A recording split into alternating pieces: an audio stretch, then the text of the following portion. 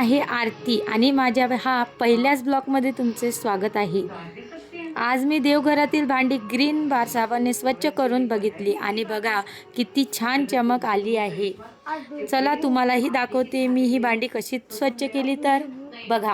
ही आहे ग्रीन बार साबण ज्यामुळे मी माझी भांडे स्वच्छ ठेवू शकतो।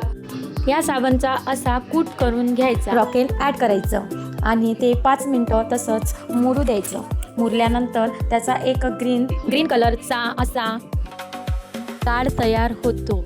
आणि ही बघा माझी खूप बेकार झालेली होती कारण मी खूप दिवसापासून त्याला घासलेले नव्हते। महिन्यातून एकदा तरी या विम बारने आपल्याला भांडी स्वच्छ करायची असते म्हणजे ते चमकत राहते।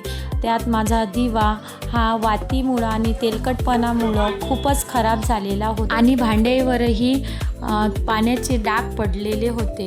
हे बघा कसे झालेले आहे भांडे।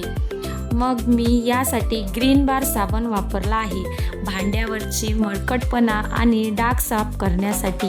मी अशा पद्धतीने सर्व भांडी ही घासून घेतली आणि माझे हात बघा, भांडी स्वच्छ करता करता माझे हातही खूप बेकार झालेले होते। अशा पद्धतीने मी भांडे घासून आणि पुसून घेतल्यानंतर रिझल्ट तुम्ही बघू शकता किती छान दिसत आहे आणि चमकही खूप आहे। तुम्हालाही हा व्हिडिओ आवडला असेल तर व्हिडिओला नक्की लाईक करा, चॅनलला सबस्क्राईब आणि माझ्या पुढच्या व्हिडिओला भेट द्या। थँक्यू।